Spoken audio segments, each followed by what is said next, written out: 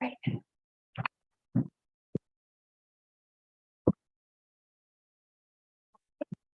Good evening, community board members, staff and members of the public. Welcome to this meeting of the Martinborough Community Board. The emergency exits for the town hall are clearly indicated, but if we need to evacuate the building, use any of the emergency exits and head towards Texas Street and assemble in the playground area. Please remain at the assembly area until the building has been confirmed clear. Recording the meeting. This meeting is being held both in person and using audio-video technology. All members participating via audio-video conference count for the purpose of the meeting forum in accordance with clause 25B of Schedule 7 to the Local Government Act 2002. The meeting is being live streamed to the Council's YouTube channel.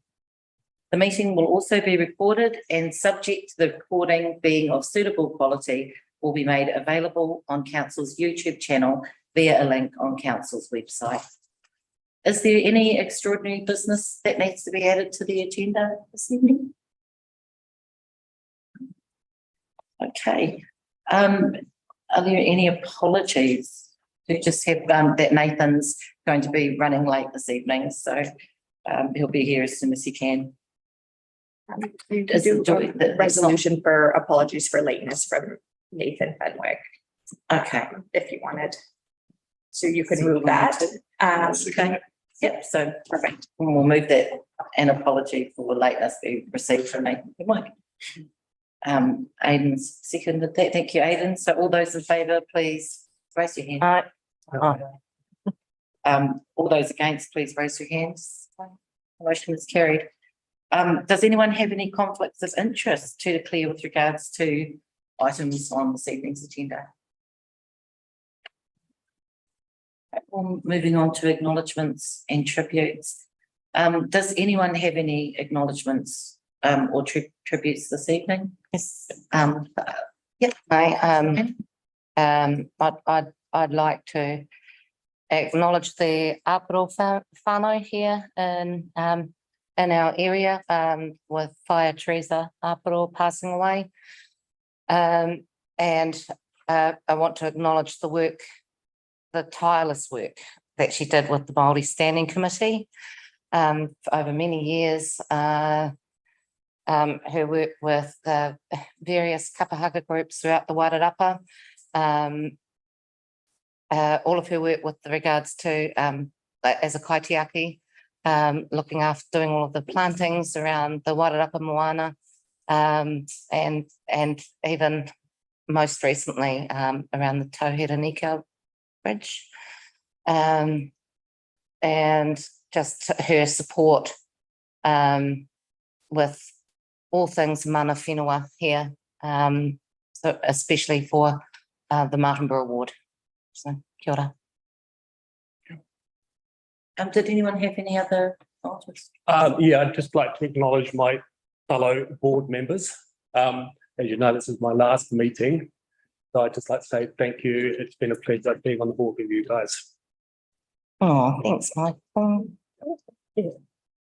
Yeah.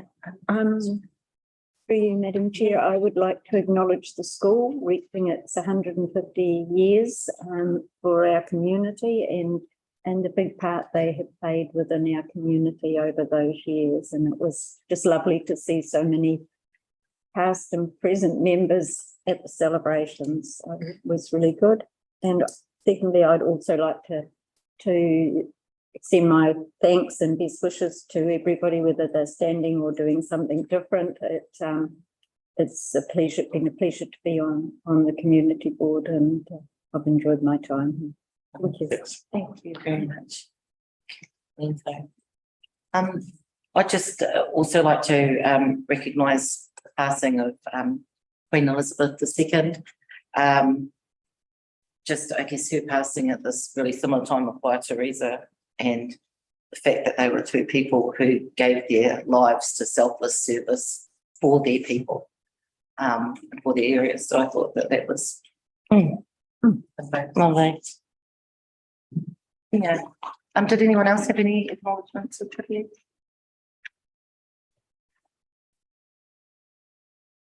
Moving forward. one. We don't have any public participation, so we'll move straight to community board minutes. We're now considering the minutes from the 11th of August, 2022. Do I have a mover to move that the minutes of the Martinborough Community Board meeting held on the 11th of August be confirmed as a true and correct record? Yep, thank you, Pam. Do I have a seconder? Thank you, Aidan. All those in favour, please raise your hand. Aye. All those against, please raise your hand. Okay, the motion is carried. Okay, so moving on then to item 8.1, the financial assistance report. Do I have a mover to receive the financial assistance report? Thank you, Councillor Maynard. And do I have a seconder for that? Thank you very much, Michael. All those in favour, please Aye. say aye. Aye. All those against, please raise your hand. Okay, the motion is carried. Does anyone have any comments or questions regarding the report?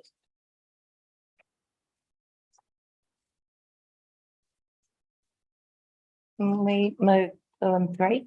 Actually, I think. Can we move 2 and 3? And so, sorry, if we can just also note that the application from the South Wairarapa Community COVID Essential Survival Kits is only eligible for one council administered grant under the current grants policy.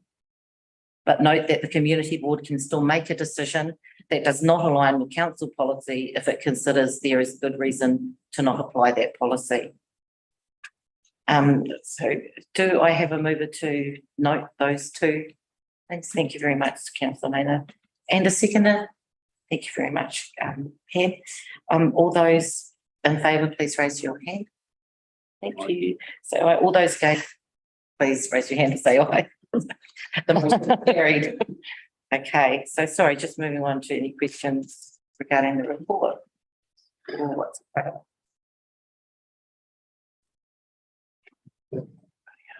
I think it's good to note that the application from the Community COVID Essential Survival Kits, although they have gone to everyone, this is actually something that to the different areas, different community boards. That's because they are being distributed in each of our urban and rural areas, and so I think that we do need to consider this. I think we agreed when they came to our table as well that it would be something that we would look at, knowing that they were going to be seeking support from the other community boards. Thanks, Sister. Through you, Chair, I'd be happy that we provide that grants for those COVID survival kits outside what our current policy is. Certainly, it's an important initiative, and it's a great initiative that members of the local community have undertaken, and they've gained a lot of support across not only the South Wairarapa, but the whole, the DHB and medical centres and schools as well. So I think that, it's outstanding, and I think we should be able to make an exception. I agree. If I could comment, this did come up and was discussed at length at the Greytown Community Board, and they decided, given that the Commodity Standing Committee had given 1,000, that they wouldn't. It was interesting to note they've had significant donations in kind of nearly over $200,000. And I have sent an email to the DHB, and unfortunately I haven't received a reply asking what contributions or funding they should be doing, given that this is very much part of their function as a DHB. So unfortunately I haven't had a reply back from that, just to give you a bit of context.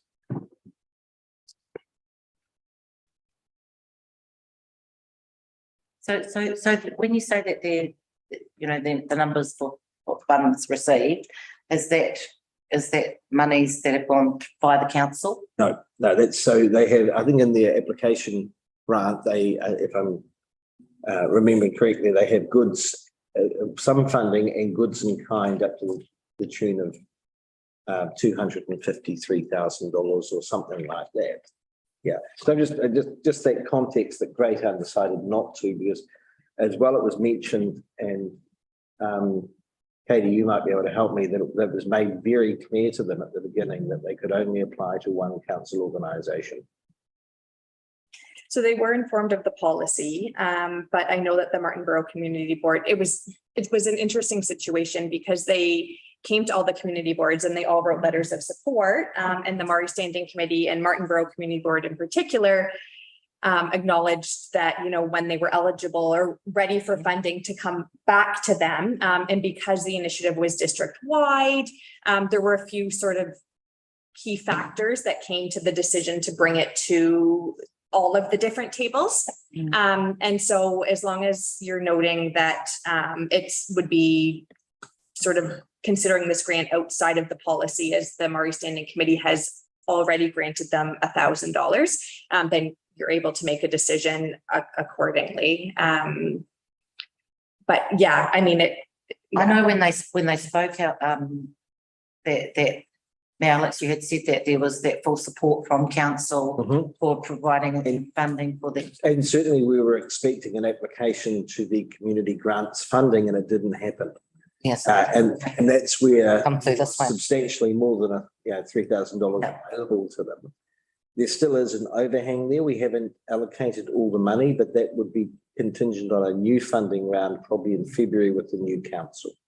So are people advising? Is there someone advising them to go to the other instead of applying using? so it would be through applications out? conversations with me, just sort of looking at the policy and what is available. I think because the support was given at the community board level, I think that's sort of where they wanted to apply.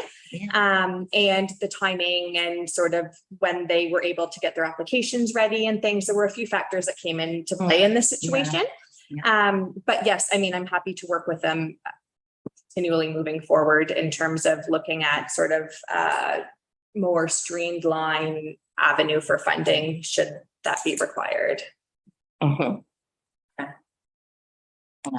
That's really good to know. It seems that it does happen where community boards, we have X amount of money, but there's so much more money available at council that people don't realise that they can't access if they take any funds. It's made very clear to them. Yeah. No, that's why I was really surprised not to see an application. Yeah. No, that's really good. No.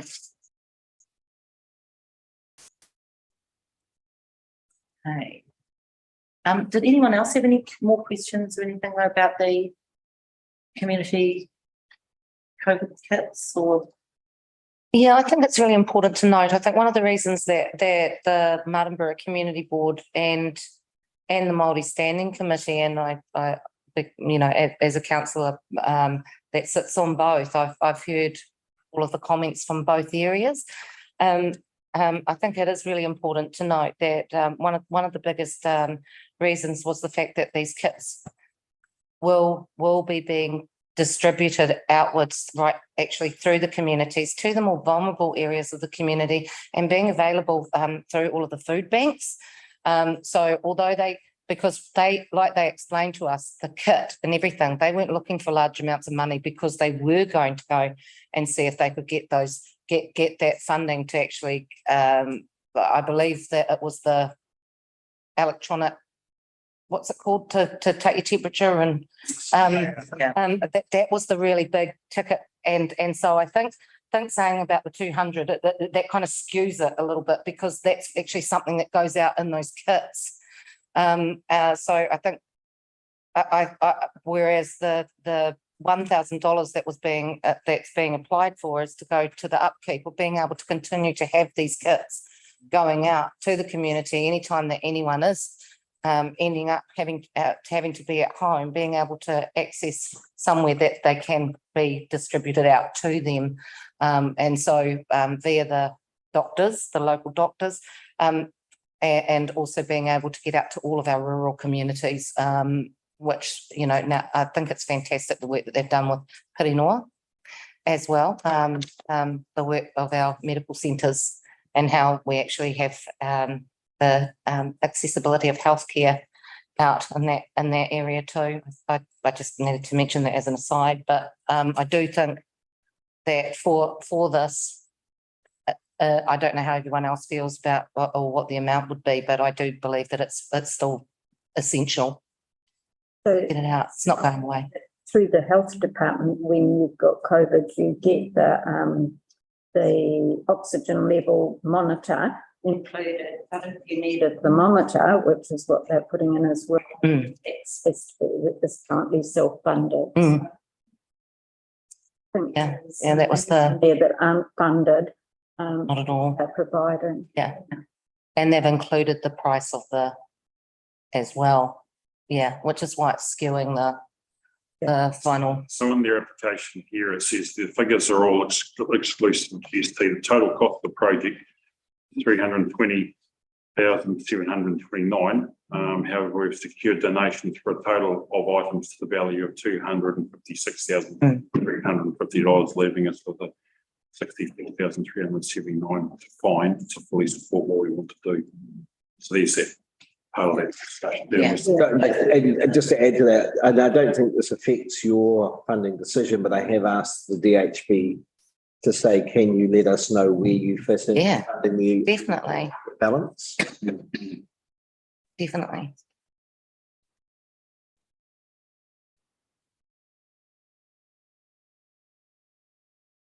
Right. So if anyone, do we want to go ahead then and move to approve or decline the $1,000 grant for the South Wairarapa Community COVID essentially? I'd like to move that we approve the grant of $1,000. I'd like to Second that. for our more vulnerable members, and I think Yeah, absolutely. important, really, really important. Fantastic. Okay, all those in favour, please raise your hand. All right. Thanks. The motion is carried. Sorry, are they able to turn that off? Sorry, it's just it's fine. Cool. It's yeah. It's still cold down here. Thank you. Not. On then to Martinborough Schools support the Get Set Go and Run Jump Throw programs. So Martinborough School has got a plus. Let's just start with plus GST, I think, amount on there, which we specifically say the amounts that's yeah.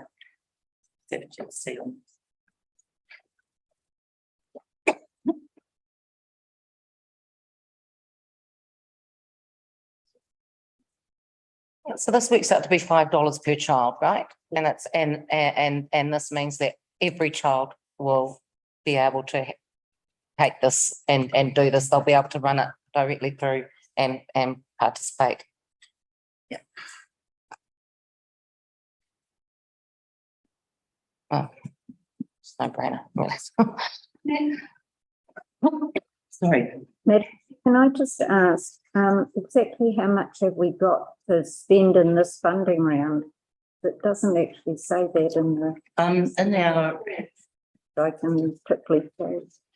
further on in our, page 19 of our, agenda is the draft income and expenditure statement, Yeah, but, grants is that but second part of. we only do a fraction of that money, don't we? And so I wasn't sure exactly how much we were putting into this funding round.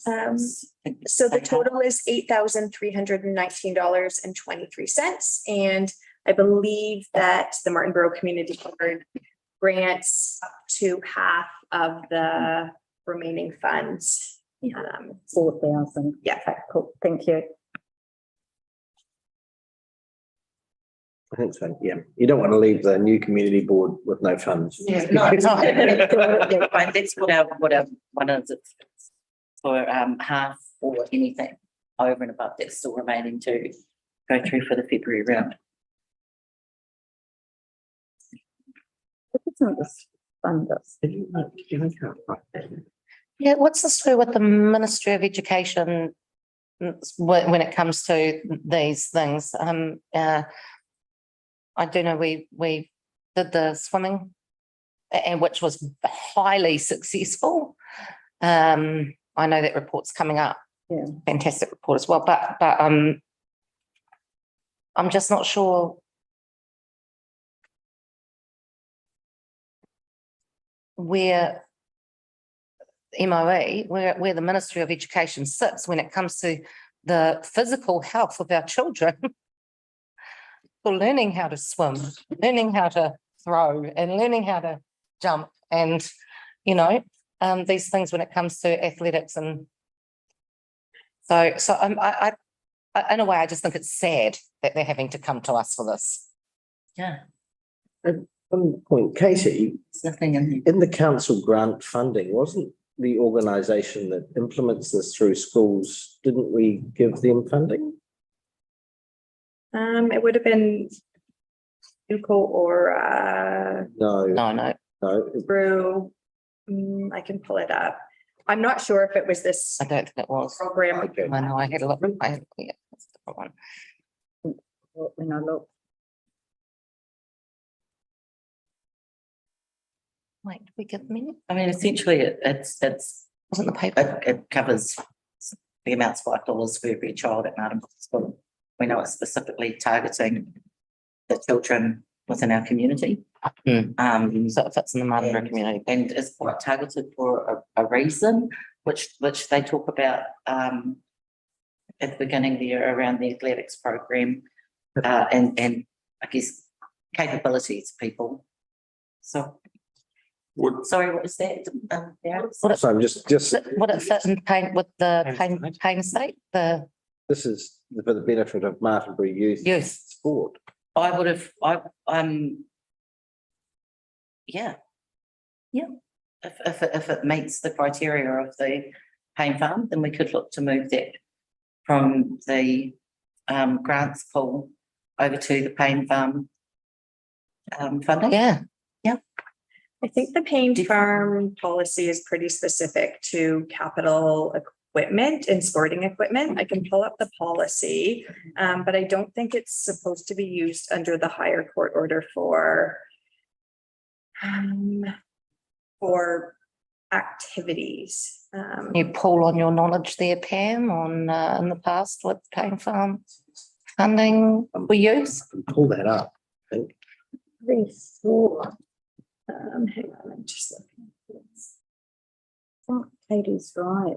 Katie's right. So it's like equipment and So it would be things like uniforms and Something. no, It's not even Not uniforms. uniforms. It's like sporting stadiums or like the pump track or a playground. I think just if you give me 1 sec, I can find the actual policy, but the wording is very specific in terms of what the court order was on the. if they were needing the equipment to run it rather than paying per child. Well, that's all right. And it still fits with the grant funding then. yep. Sorry if I'm hearing you there. No. No, I think, But I mean, that's the. it does Right. say that they say plus GST. I think it's just 1,260 and that's inclusive of GST. Because that's $5 per child. Yeah, But Yeah, 10% on top of that. no, no, they haven't put plus GST in their amount. All figures in the application, all figures shown to be just.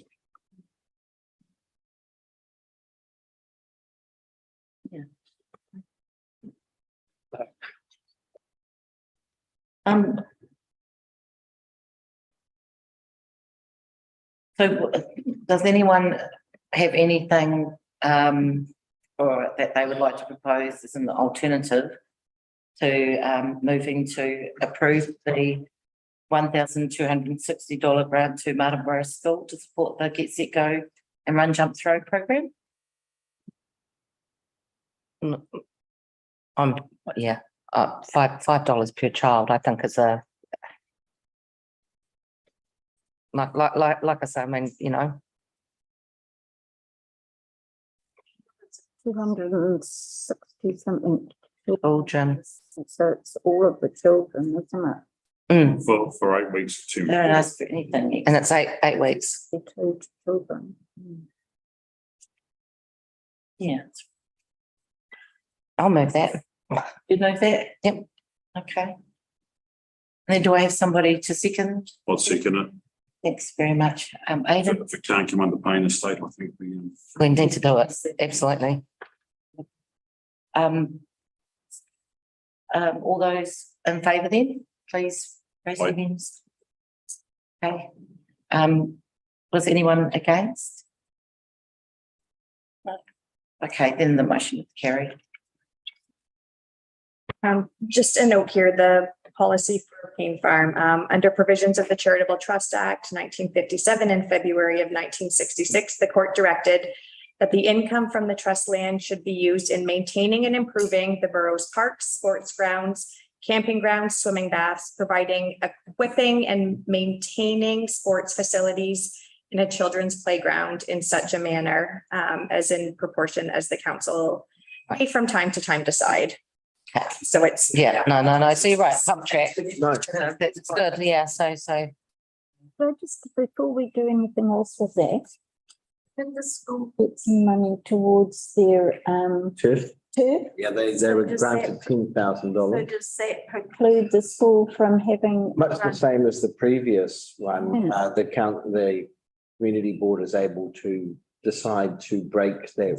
No, No, I but think it's quite it's for the different. same activity Yes. within a year, so within a financial year. So it could be the same organization applies for grants as long as it's not for the same activity. So if you were funding again for the sports turf, then that would be Different. outside the policy. Yeah. Cool, thank you. Okay, great. fantastic. So we'll move on to the Martinborough Squash Club application. Yeah. Now, Martinborough, So these, so this is for 7 members, is it? And which I think, I'd like to just say congratulations to them for doing really well, and getting into this, competition. And, I think it's absolutely fantastic. And, I know they put an amount for, uniform, but unfortunately I don't have the grants. It's not in my Stella, so the actual application to be able to see the different breakdowns of everything. And I believe that's maybe 750 that they were asking for, and 700. So I'd put towards, I'm sorry, you know, when it comes to actually sending them away and everything like that, I believe that can be fundraised for. But perhaps if we looked at paying for the uniforms, or, you know, putting funds towards that, I've got no problem with that, so. well, uniform is 700, and then they've got entry fees of 350. Oh, yeah, okay. And when I was looking at the costs of the project that they've got listed there, I did think that it was the uniform and the entry fees that are sort of the things that are consistent with funds and grants, you know, that tend to come across the table, rather than flights and all those sorts of things aren't something that we would normally look. No, it's not something we've done. But yeah, I actually had that down for myself. They were the two. The uniform was one of them, but also the entry fee. Thank you. Might want to look at considering taking into consideration in the application.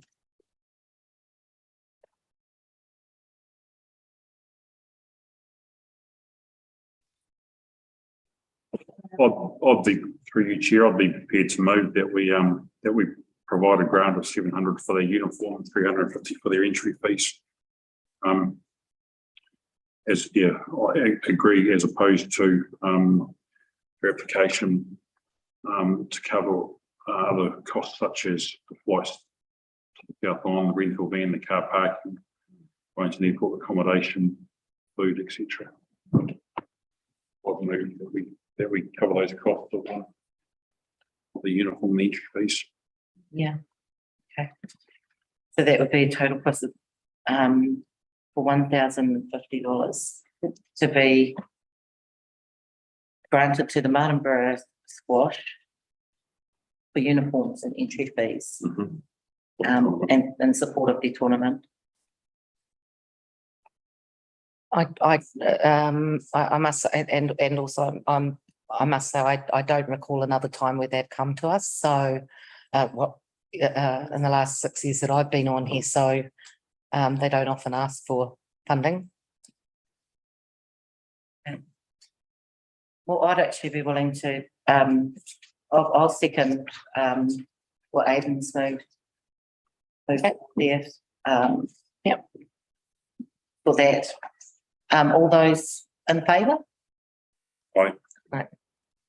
Okay, then the motion is carried. Do I need to say all those against and everybody's? No. Everyone's. Okay, great. Okay, so then, the final application we have is for the Martinborough Rugby Club. We're asking for $750 to support the rugby tournament that was held in Taupo.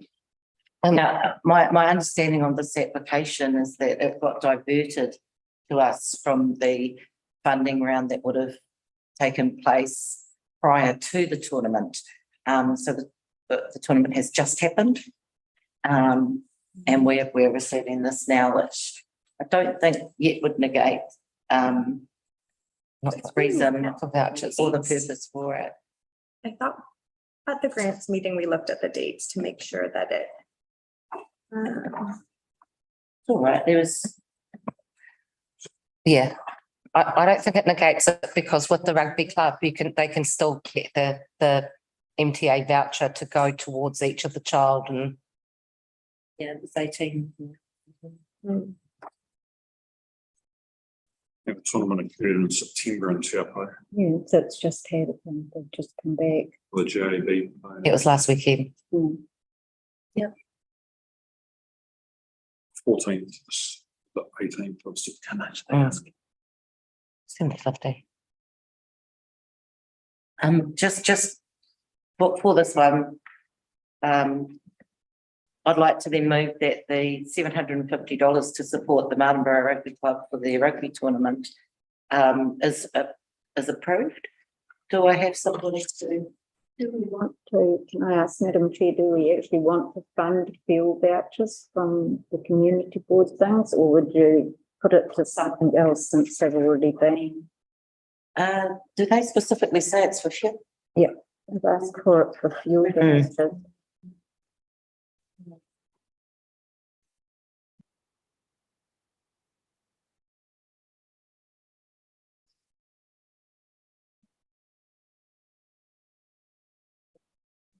No, it's In October 2019, they do it.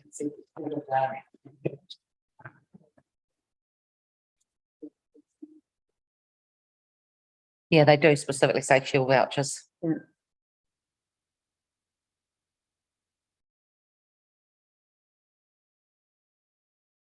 supporting the teams, all right, but was there some other way that we could support them rather than providing that? Right. So do you think, I mean, I said that it was $750 to support the Martinborough Rugby Club and the tournament total, but do we want to say something specific about it not being used for fuel vouchers? We could, it could go towards the next JAB trip, or because I guess this is actually a bit of a, I don't know, Mayor Alex, how you feel? I feel it's possibly a little bit of a faux pas, because I think we thought that that the meeting was going to happen prior to the tournament, yeah, and that's why it was coming to the Martinborough Community Board. It was referred from the council to this.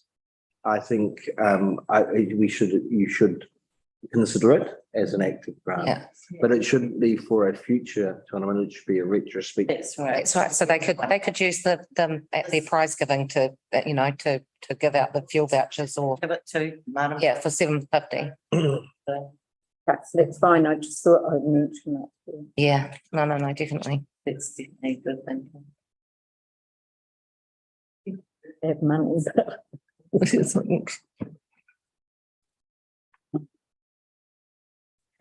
So, so are we, I like that retrospectively. so do I have a move then that we approve $750 to support, to retrospectively support the Martinborough Rugby Club in their tournament to Taupo? I'll second it. You'll I'll move it or. Excellent. Thank you. Well, all those in favour, please raise your hand and say aye. Aye. Great, thank you very much. Aye.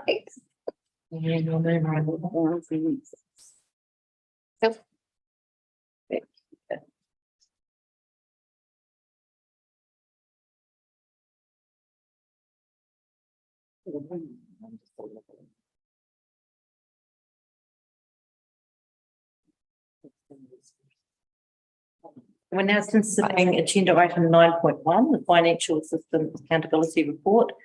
Do I have a mover to receive the report? Thank you, councillor Clenroy, and do I have a seconder? Councillor Maynard. All those in favour, please raise your hand. Aye. Thank you very much. Motion is carried. Now, the members, were there any questions or comments about the accountability report? Great to see that we received it. Yeah. And the feedback. The one from Swim with Sophie. Yes. I think it's excellent.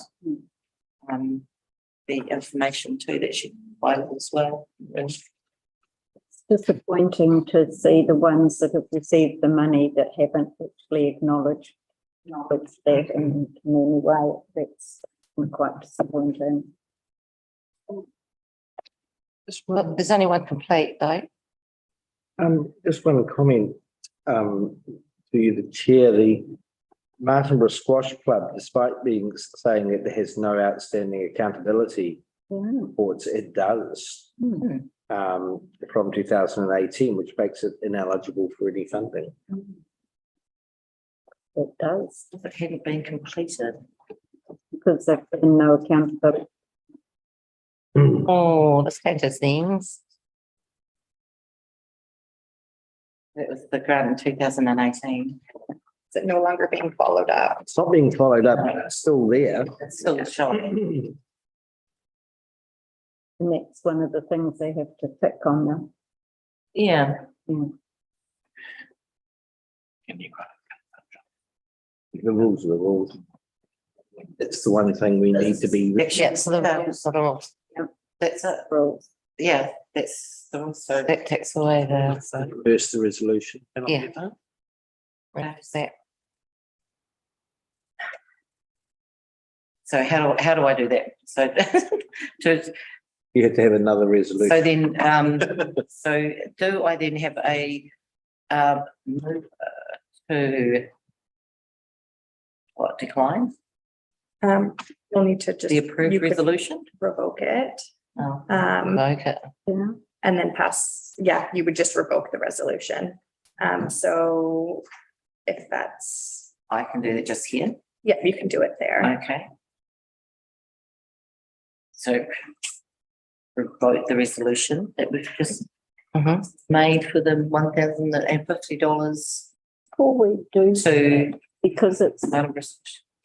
before we do that, because it's going to affect the children that are need that for their tournament and things, is Mayor Alex, is there a way that we could and put in something in the minutes that You could, approach them, the squash club to get a you could make the grant Proviso that they provide. proviso that within 2 weeks, an accountability form from 2018 is received by the community.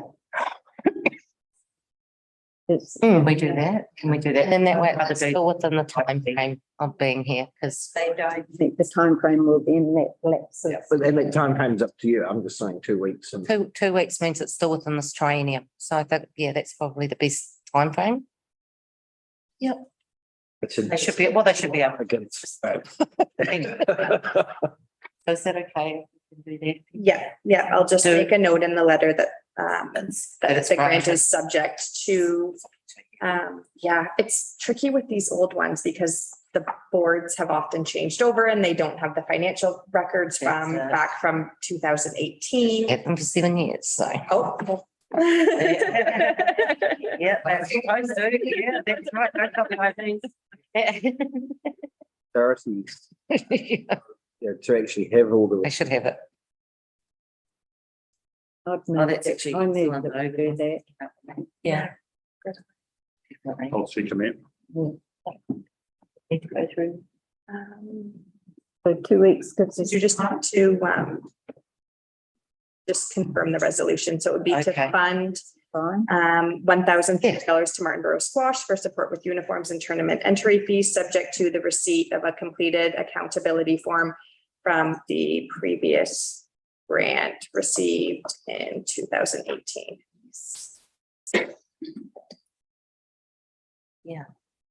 And accountability. Katie, do you normally email them the letters or do you phone them or what? do you- I email, but I can phone. Just to That would be easier and just sort of, explain it. Just think Only because Time I'm frame they don't. absolutely. Oh, I should have looked at this first. Well, it is, no. It is being to, to have this alongside it. So, yeah, we'll have that.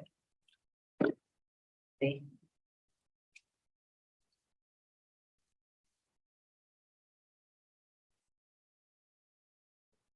Sound you and you. Oh, right. Funny. Okay. So were there any other questions or comments about the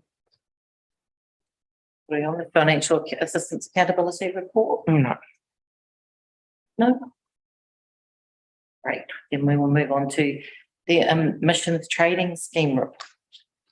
Agenda item 9.2. Do I have a mover to receive the emissions trading scheme report? I'll move that. Thank you, Hayden. Do I have a seconder? Thank you, Michael. All those in favour, please raise your hand. Aye. You, the motion is carried. Members, were there any questions on this report? Are you able to? Disappointing with, and through no control or outside the control of council, but it's just disappointing that under that ETS scheme that shelter belts on farm to property don't comply or are eligible for the credits. In spite of the fact that 1.1 hectares of plantings that we've already got on Payne Estate are registered. It's disappointing that we can't access more funding by including shelter belts. And that's just a national policy across the board, unfortunately. And I'd also not like to see the 74 hectares of Payne Estate planted and pine trees. No. Definitely not. Yeah. No. Where'd that come from? But one thing I would like, or would be interesting to see is in weather. I think it was 18 months or 2 years ago, there was sewage overflow from the Martinborough wastewater plants into the Ruamahanga River, and Wellington Water were undertaking to do a restorative justice program with the Martinborough community, and they had proposed to carry out or hold a hui at the marae to explain what was occurring and to do a presentation. They're also proposing to provide plants or native plants which could be planted in the Martinborough ward.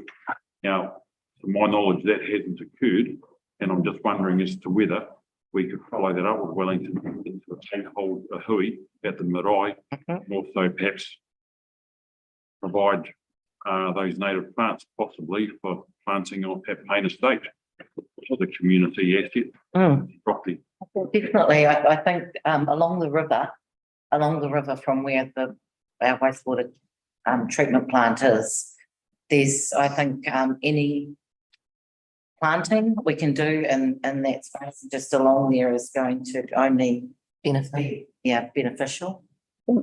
Madam Chair, we need to talk to Greater Wellington because the river piece would come under Greater Wellington, wouldn't it? I think you can clarify that if I may to you, Madam Chair, that Yeah.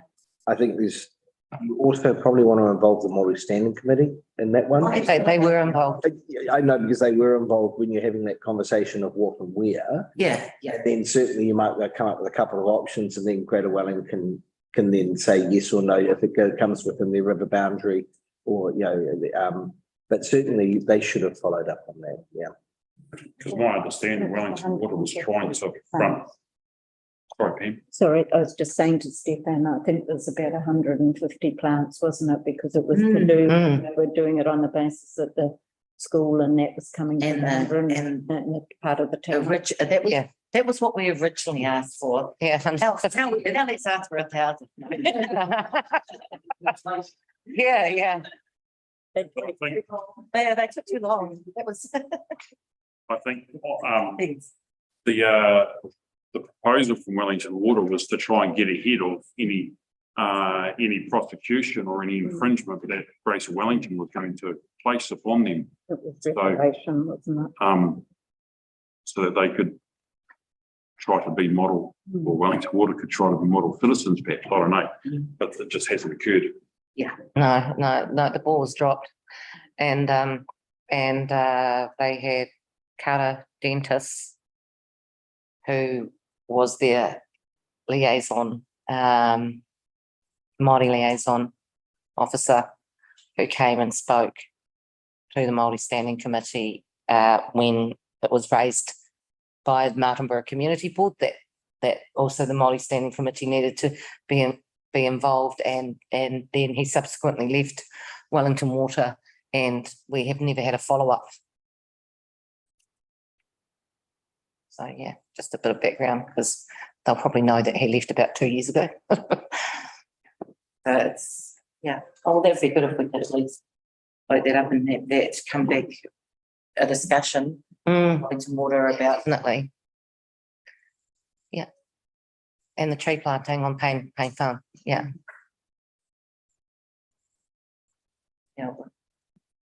Because around those waterways and things though too, I mean, it's going to be native and riparian planting. It's not so much going to be trees. As, that's right. On the waterways around. Yeah. Cool. Thanks for that, Aidan. Thanks for bringing that up actually and bring it back on there because I think it's really important that goes back on the action items list. So it doesn't get lost. Going forward. Yeah. Did anyone else have any questions on this report? Add anything to it, Stefan? No, I think it sort of speaks for itself. Yeah. Yeah, boo. No. Can you just clarify the action that you wanted added to the list around that? Just to make sure that we get a follow-up from Wellington Water, that Wellington Water let us know where they're at with Greater Wellington on the plantings around the Rumahanga River. Or For the sewage overflow. Martinborough wastewater. Can we make 18? January, yeah, just Multiple, there was. Oh, don't put multiple, no. Well, that was why they tried to front it. That was January 2018. Fine.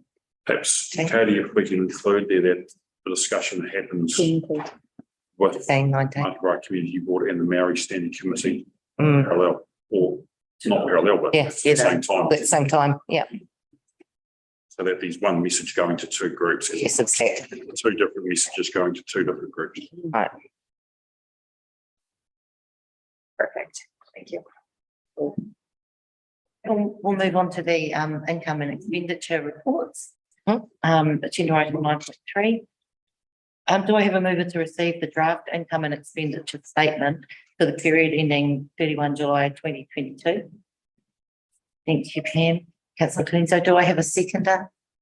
Thank you, Aidan. All those in favour, please raise your hand. Okay, the motion is carried. Now, does anyone have any questions? Comments on these? Madam Chair, I've got a comment. On the piece, this Payne Farm statement of financial performance. Oh, sorry. So do I have a mover then to receive the draft Payne Farm income and expenditure statement for the period? No. I'll do the both at the same time for the period ending the 30th of June 2022. Thank you, Aidan. I have a Councillor Maynard. All those in favour? Aye. Okay, the motion's carried. Off you go, Ben. Sorry, Madam Chair. I just thought it was all under the one.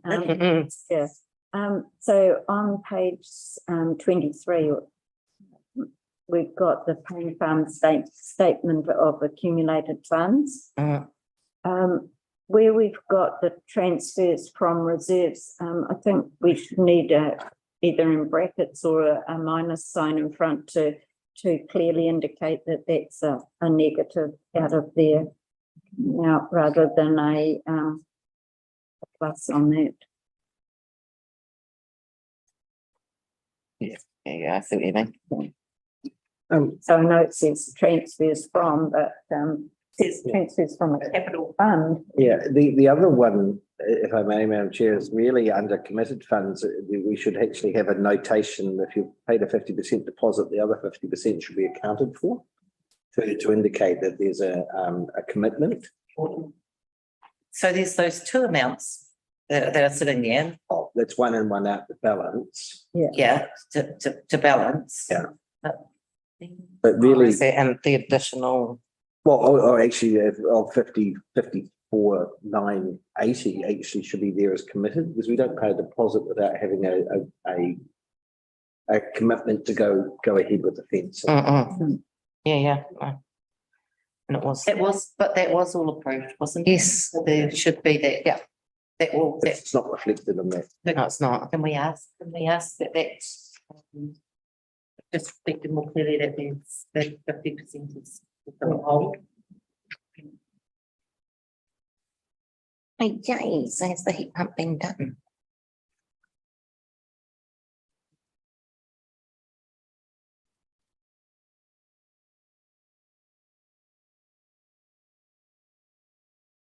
Is that, Stephen, through you, Madam Chair, Stephen, is the heat pump being done in the cottage? Yeah. This is the closing balance from the 30th of June, so I'm just checking because that was one of the last things, and there's a heat pump that's been put on the side there, so I'm just wondering if so that's committed funds, which I think is, I believe is what Alex was saying, this Alex was meaning this should look like, so. But I'm just wondering if Must be in. I think so. It was 2020. Yeah, so I'm sure. But it's under 2022, so that's why I'm asking, because that says committed fund, but I mean, if that's already They should have drawn that. been done, it probably doesn't need to be there. Have to take that back. Yeah, that'd be great, thanks.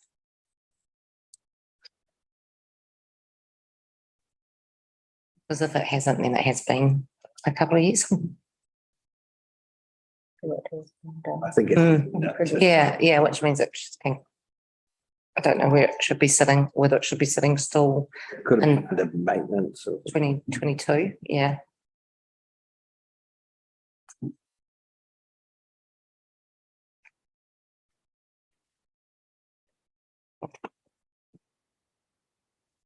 Were there any other questions or things for clarification?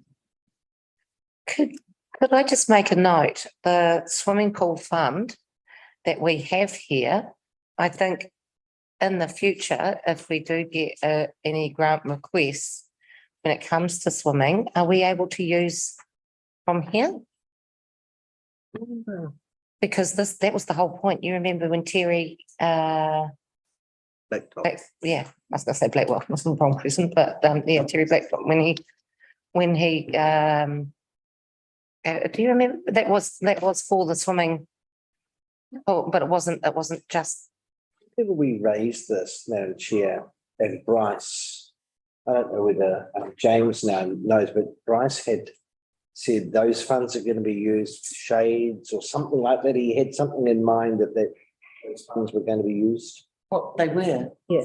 They paid for it and but There was I do remember having- 17,000 in the fund and Bryce used that. And then he also thought that the hoist for people with disabilities we were going to have to replace that, and he had earmarked those funds for that with the community board's permission. But you raised it. Andrew was able to repair the hoist, so it was, I think the incoming committee, if they have a look and maybe could fund something down at that's new covers or Yeah. whatever. But it can also be used for something like what, where we had the grant with in the previous year with Swimming with Sophie. If we did have something, I guess that was of benefit to learning to swim for that it could be looked at, because it was from the swimming club, wasn't it, originally?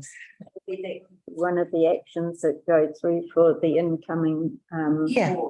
So I just- to look at what the conditions were with that money when the club money came to the community board to revisit those conditions, because then there's some idea of what they Just see notes. for the new triennium. Yeah.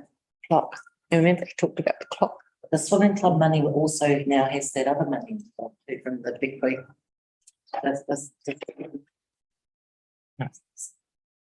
was from the Just purely. just from the swimming club. okay.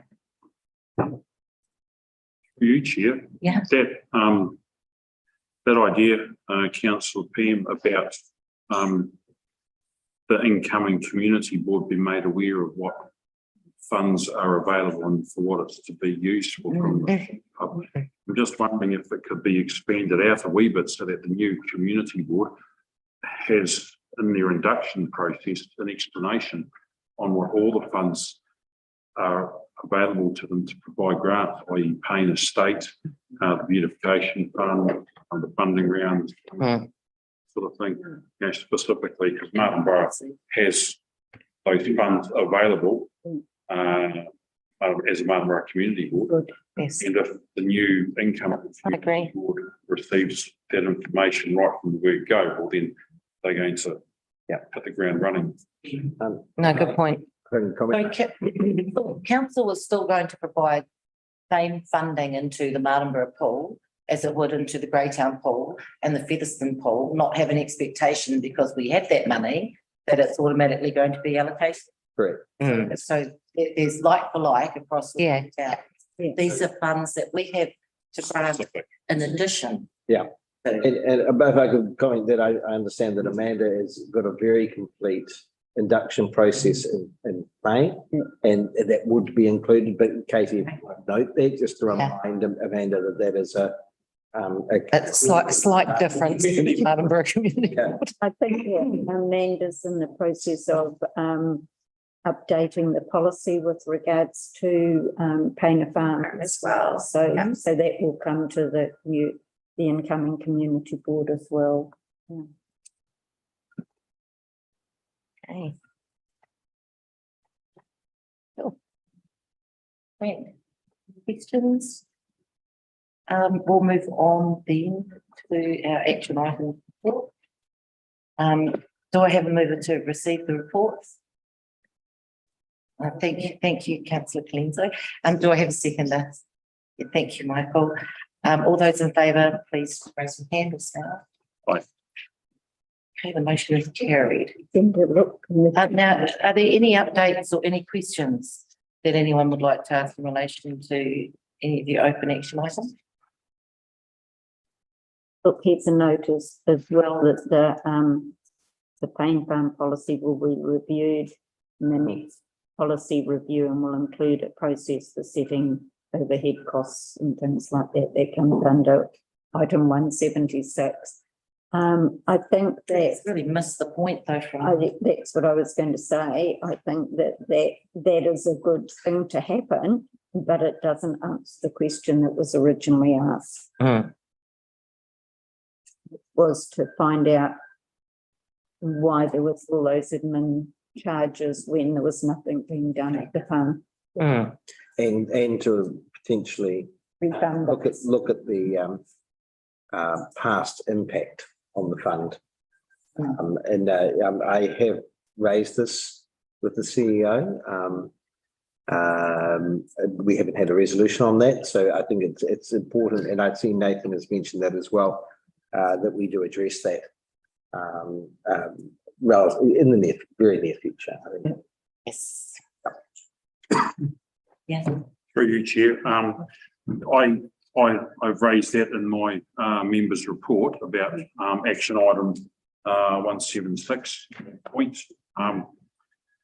And for the last 3 years, we have been raising and asking questions, and we've been given explanations on when that review would occur. And like you've said, Mayor Alex and Councillor Pam, the policy will be reviewed. However, it would be great to have a timeline on when that will happen, because it's now 3 years since that was first raised by the previous Martinborough Community Board.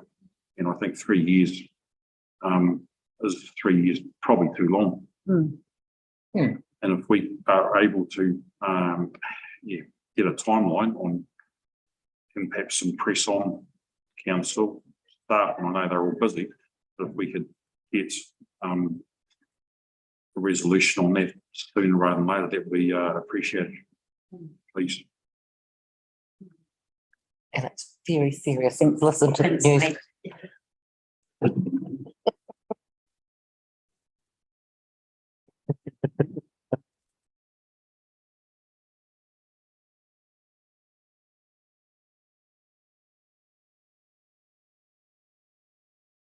Yeah, well, it does actually state here back in March that the officers factored this review to be being completed by the 30th of June, 2022. So, yeah, and time just keeps marching on. So I think with the change in chief financial officer within the council, that put a delay on some of those things. So it's good to revise it. So would it be possible to receive an update and then have that emailed out to us? I can follow up. Yes. That would be it'd be awesome. Thank you.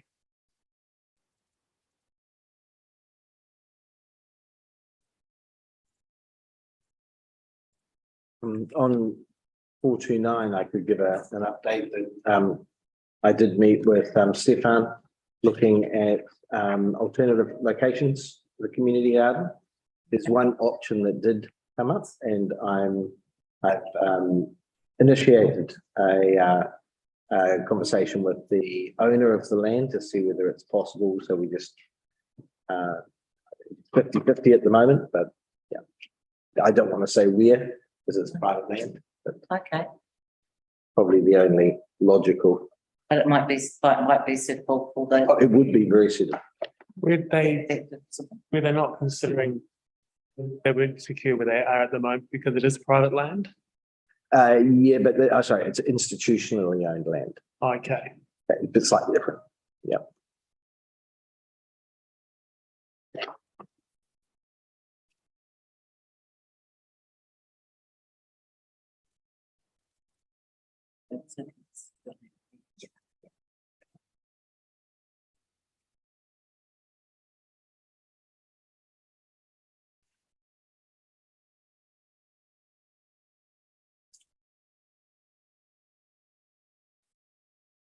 It's like some art house soundtrack to this. You know, it's made our meeting very serious. Building anticipation at the end. Did anyone else have any updates or any questions on the officers' report? No, if we're able to, Sorry, on the action items report? if we're able to follow up with Nathan, with regards to the sign for the Bulls cutting and where that's at and I guess so that way it can keep progressing. He did say that he was going to be here around about 7:30, so I hope. Oh, yeah. Oh, no, I don't want to ask him to his face. No, no, you ask him, no.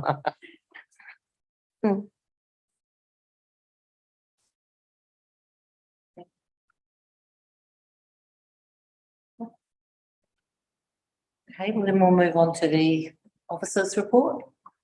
What does anyone There you say? go. Hey. Yeah. Just in time. He's winning, he's winning. First question for you. Yeah, first Oh, really? for you. Tell you what, please sit down and.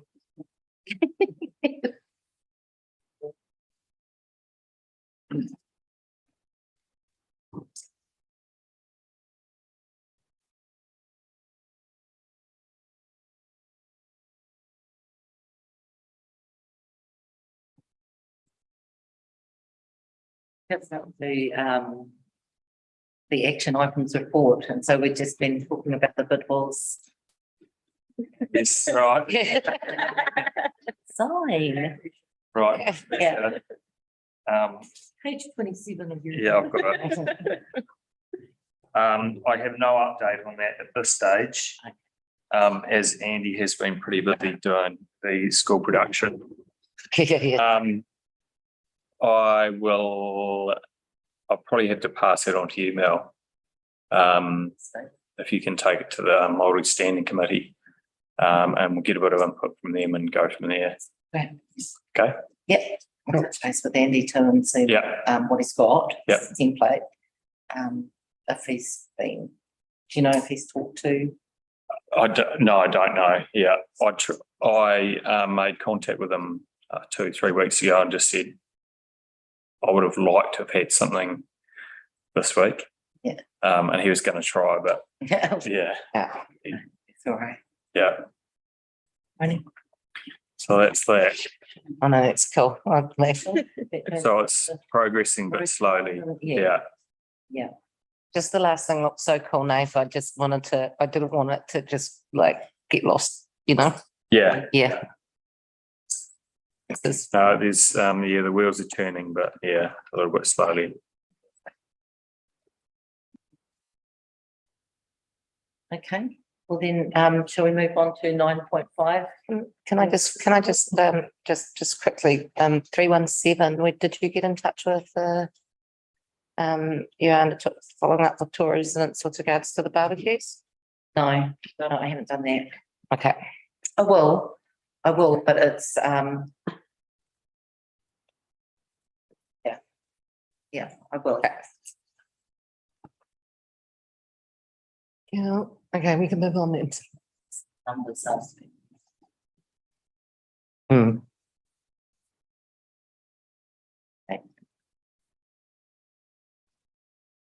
And did anyone else?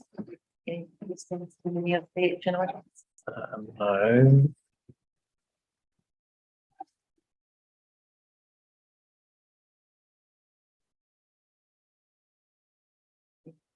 Okay, then we'll move on to page 28, agenda item 9.5, the officers' report. Do I have a mover to receive the officers' report? Councillor Maynard, and do I have a seconder?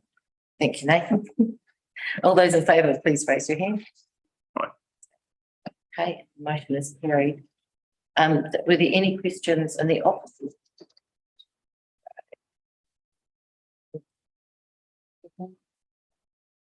Oh, Stephen. Thank you, no Chair. Look, I think the best thing would be to take the officer's report as read and just seek questions. I did want to take the opportunity to introduce formally James O'Connor who is our new amenities manager, and he's been in the role for a month, but it might be the first time some of you have seen his face. Just wanted to do that, and also there's quite a lot of content in the officers reporting and in the chair's report and some of the members' reports on roading, which seems to be a focus of some of the papers in today's meeting. So Tim Langley has made himself available and will be able to speak to any questions that you might have on the roading elements of the report. So yeah, thank you. And with that, we can open it to questions if there are any. Stefan, I wondered if there was an update around the Martinborough wastewater treatment plant's abatement notice. So just had said there was, just around it being issued on. Yeah. If there were any. Yeah, thank you, Chair. So the as you know, the council's received an abatement notice. The notice asks us to put a plan together to get us back into compliance, and that plan needs to be received by December and implemented by August. So we've been given a year in order to do that. And Greater Wellington is really keen to work with us and explore options with us and understand our timetable and the fiscal environment that we occupy, which is constrained. 3 months timetable for December. But they've been very good about the process and want to stay close to us as we come up with options. Wellington Water Limited are going through a process of verifying the notice, making sure that everything in it is correct. Next step is a meeting of the council with the technical specialists in Wellington Water to talk about the plan and what it might cost and how it might be implemented, what options we've got. And that'll be taking place in early October.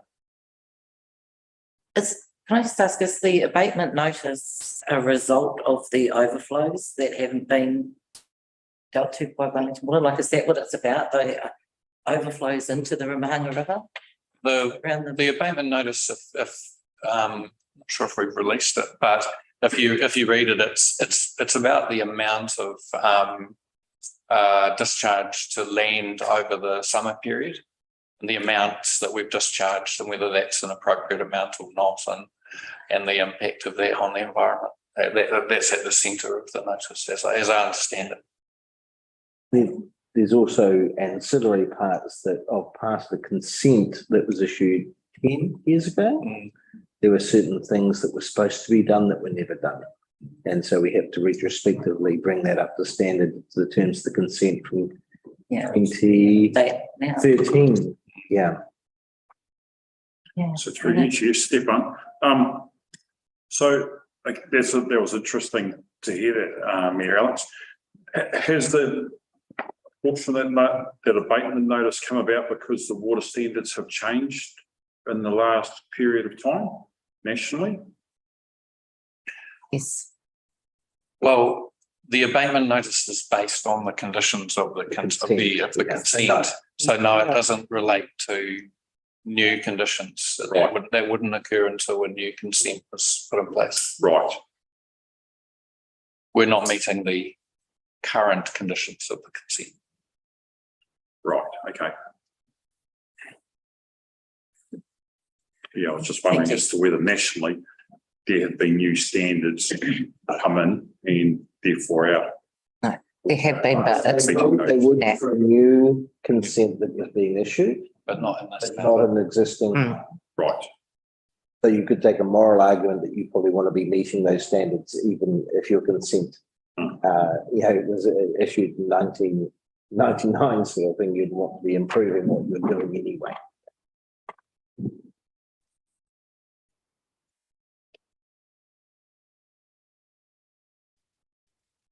Yeah, through you, Madam Chair. Page 64, Fulton Hogan monthly report, Running a roads contract. Is it possible to actually get, if you go to that page, it shows the what was programmed last month, what was completed, but we're only getting a little snippet of it. You can see the toggle on the side. It's not giving the whole picture. So we're only getting part of what is basically all there. So I'm not sure if moving forward for the new board, they sort of need to see the whole picture. 3 times as much information. You got the job details, Yeah. reactive completed, and the program. So is that paragraph 9.8.1? Yeah, that's right. Yeah, And dashboard. yeah. You can see it's low. You know, it's 44%, but the actual breakdown of what. Yeah, that would be solved. Thank you for the question through you, Chair. That would probably be solved by providing this as an online document. Yeah. So that the reader could toggle down the boxes. But if we can't do that, we'll certainly provide the information in full. It's well picked up. Thank you. Because there could be things there that could be relatively important. Absolutely, yeah, that's right. We're completely missing them. Yep. That'll be good moving forward. So through you, Chair, for that, just to clarify that, so that program achievements, 190 out of 1,547. So it's 1,547. Are they the jobs that are logged, or the faults that are logged with the road on our roading network in a month, or just right now, year to date? A part of the formal program. So it's pre-programmed activities like folks available and activities required. and the shortfall of inflation was due to unprogrammed weather events. That like completed resources from A to B. And the 56% uncompleted carries over to the next 2 months. Reasonable pattern of due course.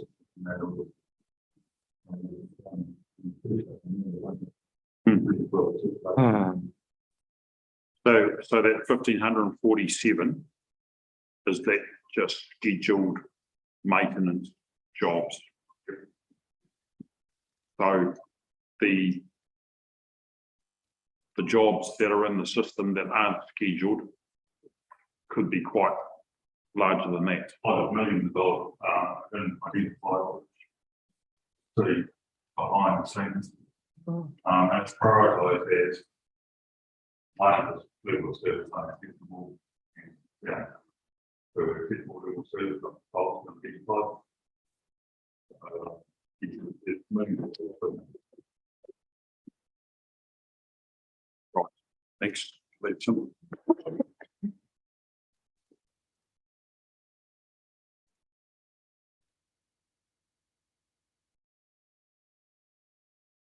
How's everything with Nikura Road going? Kinnikura Road, so obviously we are continuing to work on the alternative route through Admiral Hill to make sure that routing is open to all traffic. It has taken a real hammering over the wet period, so there's been some challenge in doing that, but at the moment it's held up. You'll all be aware that the farm track that was being built through John Hancock's and Don McCreary's property is finished and is being used by residents. who have a pre-approval to use the track. I went out and drove the track this week, and it's pretty impressive. Right. Lots of smiling residents with their school kids in the backs of the car going to school in their uniforms, and people with their groceries, and obviously really appreciative of that access now available. In terms of the realignment, we're continuing that work. WSP, the international engineering company that's doing phase one for us, phase one being getting us to engineered plans, final engineered plans. They have been a little delayed by the weather, as we all have. There was COVID in their team, and also their technical leads were drawn into some very emergency work in the Wellington region. So we are a little bit behind. I think we're probably a few weeks behind, in rough terms. But yeah, I think. What's the name? Tuesday was drying up, so we flew the whole, so we after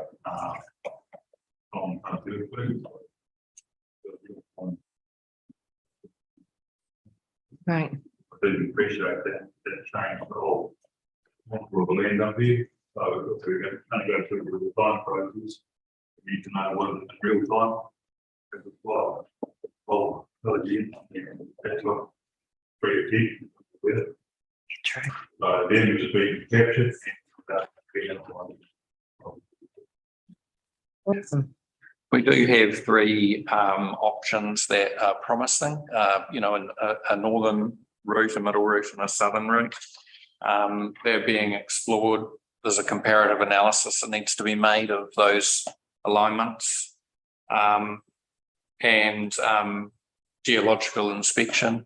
We have to drill into areas where we're going to make a substantial cut, where we make a 10-metre cut. We need to drill first in order to understand the geology underneath that. So we're making progress. Now the weather has turned, we'll make faster progress, and I'm hoping we can get to the end of phase one by the end of this year. Oh, great. Would be fantastic. Okay, that's good. Good news. Very, very good news. If I may, the Eco Reef, we know it's working down there. I'm noticing that there's a second trial about to start. Can you give us an update on that? At this stage, we plan to start the second section following Labour weekend. Hopefully the seas come down and put more good business to work down there. There's just I'm going to pick for additional spots currently. And that's going in. Yeah, whereabouts are they? Yeah. So there'll be a different layout. It will be more of a steep construction. There's laid down the beach level, and there'll be a large plateau on top. And I have to reset that piece of steel to pick the road. So. Good. It's just, can I say with regards to the Eco Reef, it just shows the amazing, I guess, knowledge that we have in the community to be able to think outside the square and more in the hive. But and be able to actually put something like this together, because the area's just been such a issue for such a long time, watching it all escape, and everything seems really positive from what we're hearing. I think you're going to realise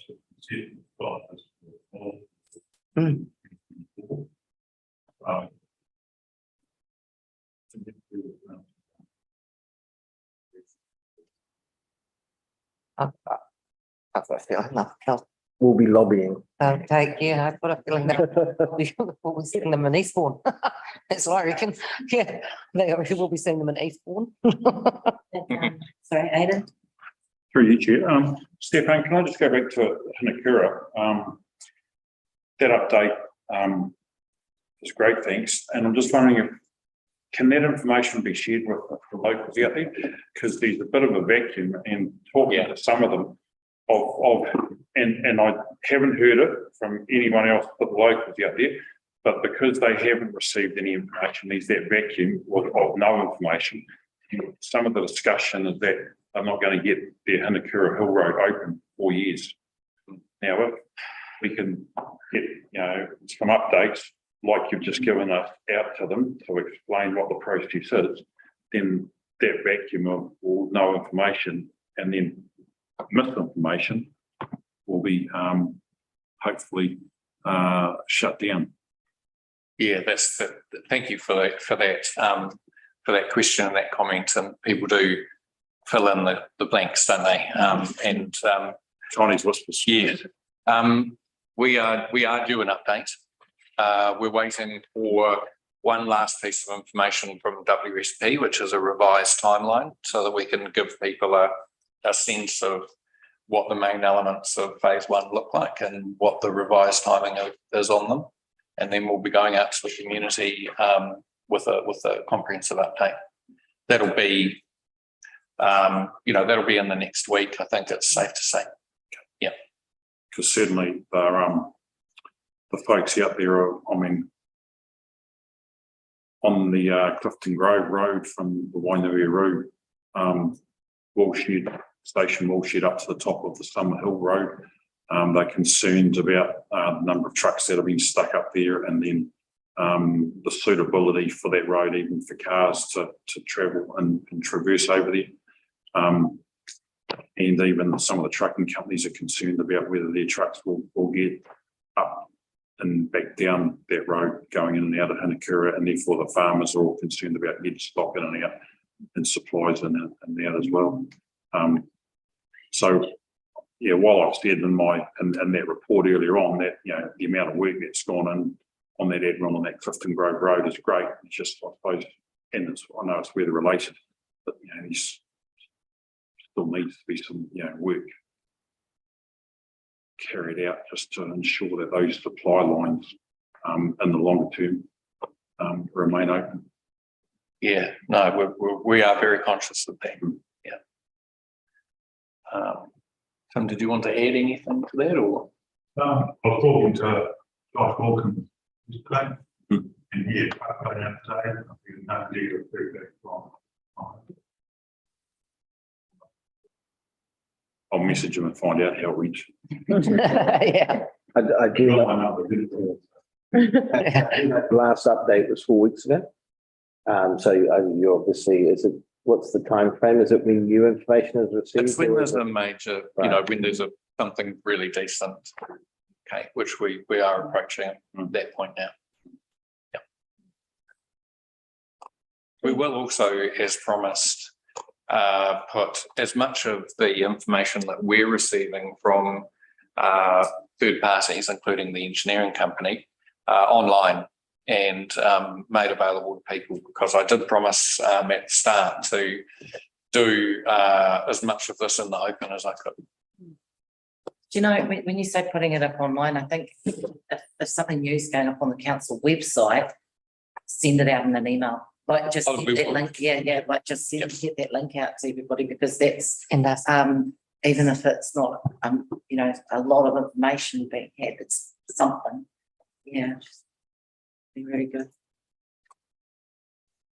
For you, Madam Chair, could I ask Stefan and Tim, the road out Ponatai where it's slipping away, how's things happening with that? Is there more slippage? You think that the all wet coming, that we're getting more slippage there? Ponatai, Tim, do you want me to? Yeah, well, I suppose if you look back about 101st of August, we delved into some records then. The records show that the ground at the moment in August was 160% saturation level. That's huge. And since the first decent rain in February, going back to the cyclone to early August, the rain gauges in the district have recorded in excess of 1200 millimetres of rain. Which is phenomenal. Yeah. Every time it rains, everything out is going to move. It's not only us, it's sort of back to the power of right. Whole East Coast all is so volatile at the moment. And until we keep decent weather and dry weather, let's just look for pretty big. Well, it's quite a wet area at the bottom anyway, so, you know, there's nowhere for the water to go. In detail, the top of the scar reflects exactly the same as the carousel. Yeah. Beautiful place, and it's just looking on. Thanks, Cal. Yeah, I might add a bit to that. Yeah, sure. Through you, Madam Chair.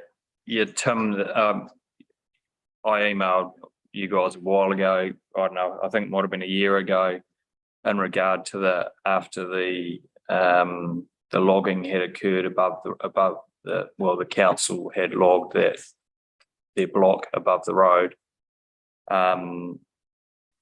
It was at the time minorish slip into the water table. And my concern at the time was that the water wasn't going where it should have been going. It was going across the road, and the potential for on a frosty morning that water that's going across the road to ice over and cause some issues. I'm not sure if there was any issues in regard to cars slipping or sliding on that water, but I just think that, you know, I'm not an engineer. I don't have a degree, but the water table is designed to take the water away from the road, from your network. And I just feel that maybe something should have been done a little bit earlier, and we wouldn't be in this situation where basically the road is kaput. Have you got anything to add on that, Tim or Stefan?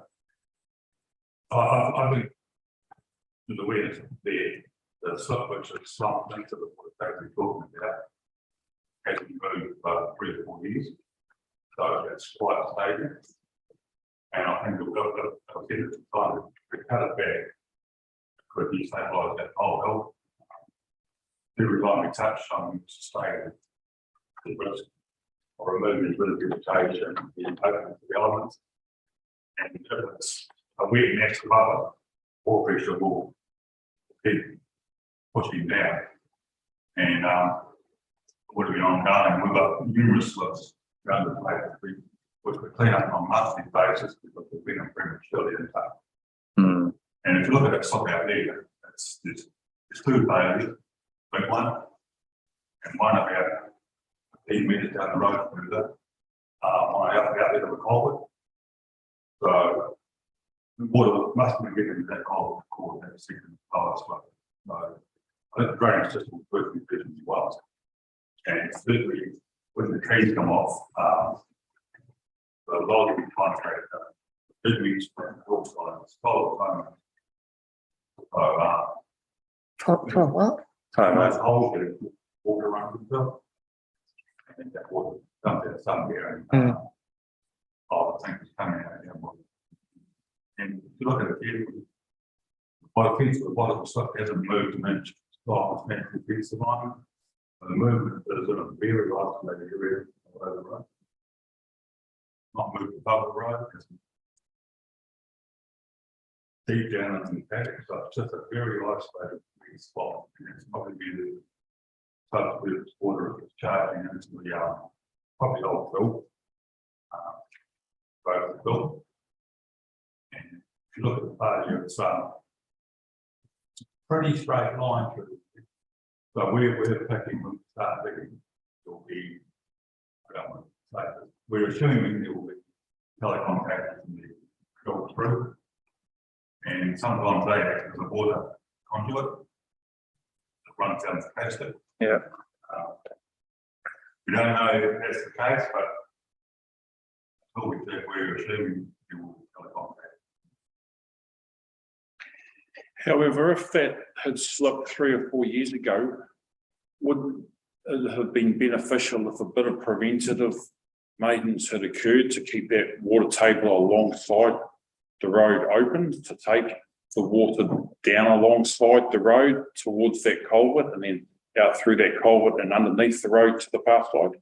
It's directly above the edge of the slip circle, but it's only a very small catchment of probably 400 metres, and you're only getting what runs off the road into it, so the water's moving.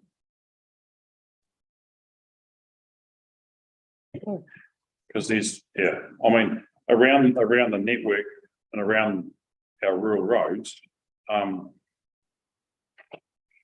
certainly not only with the wet weather that we've had over winter, that slips have come down and filled up the water tables, and then blocked up the culverts. And I know that there's issues and high priority work that needs to occur, but a lot of the ratepayers out rural will say that every year there were previously, or many years ago, every year all the water tables were cleaned out by a contractor annually without fail.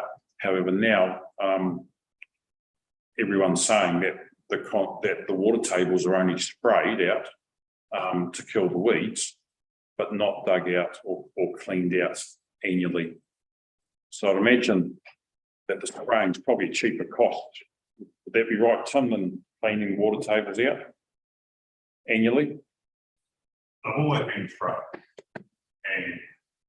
and you're right, they used to be cleaned out probably every second year from and right down through to Western Lake.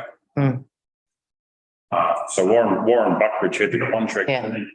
I mean, did that finish when he passed away in Oldfields or whatever? No, I finished on 2 accounts. One, he did it with unsafe practices. He couldn't maintain it well on public roads anymore, so it went into the forest. Then he had a pathway.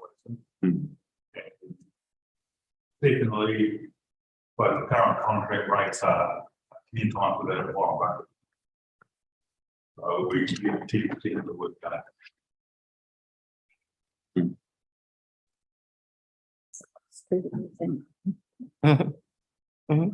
Cost to everything. Just while we're on the subject of roads, did anyone else have anything specifically about roads that they wanted to talk with Tim about anything? I think, Tim, we could say that we're appreciative of what you're doing as much as you can do at this time, and we're just sorry that it's all happening in one fell swoop with all this weather. Not that we could change that, but yeah, we are appreciative of what you and your team are doing at the moment, and thank you for that. Yeah.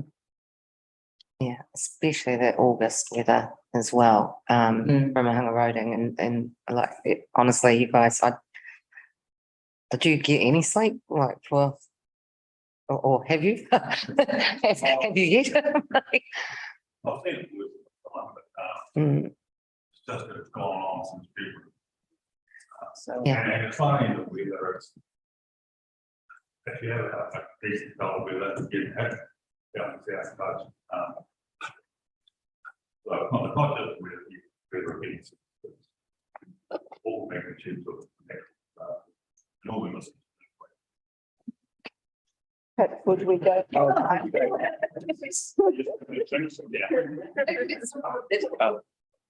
sorry, Yeah, through you, Madam Chair. Yeah, thank you, Tim. Now, so Ben's left, right? Ben's left the building. What are the numbers that you require to run this like efficiently, properly? I know we've got Tim probably doing the work of 3 by himself, but how many short are you at the moment?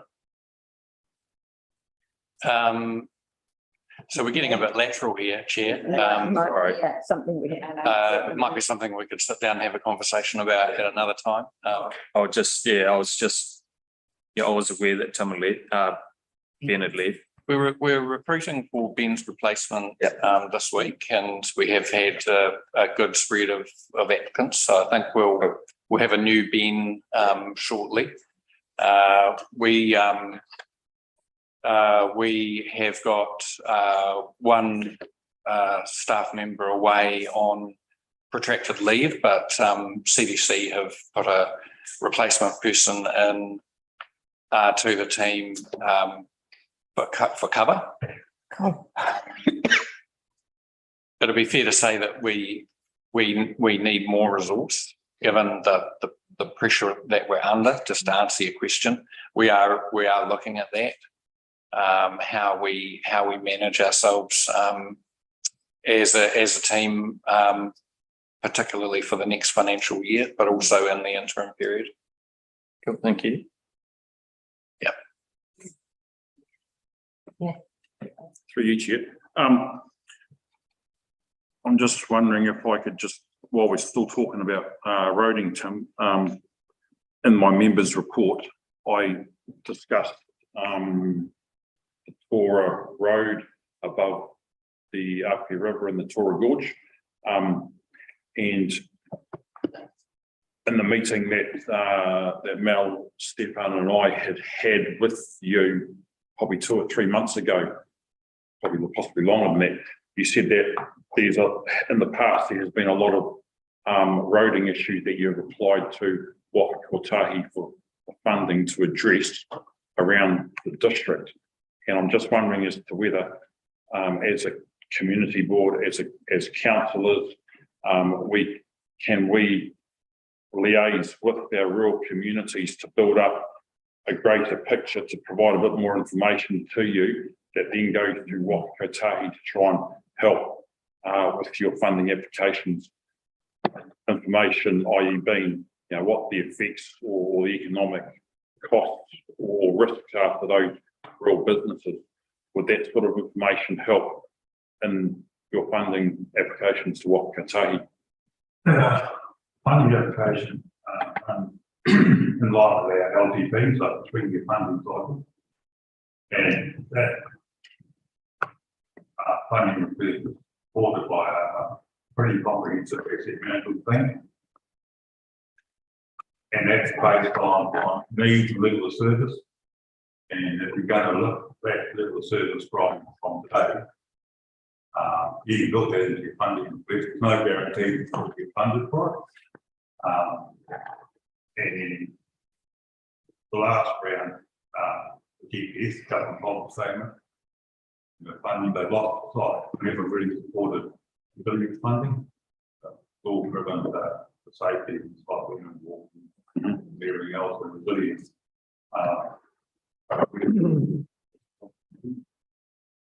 That's what's happened on the East Coast and Rugby and Marlborough and West Coast for the last 18 months. You go to school, I think they've changed and needs to get and it will change. It's just a change government. So, but we want to look at we will see some more work if it comes to live with it. Yes. And where the South Warwick sits in terms of here rural council. Do you mean that it would come at a higher cost to the community because it's like for like? Yeah. What they give. So if they were going to give us more, we'd have to meet that at halfway. Is that what you're saying? So that's kind of the only way that it would happen, or because, yeah. You're right. Yeah, I'm just trying to work out why there would be a cost on it. Okay.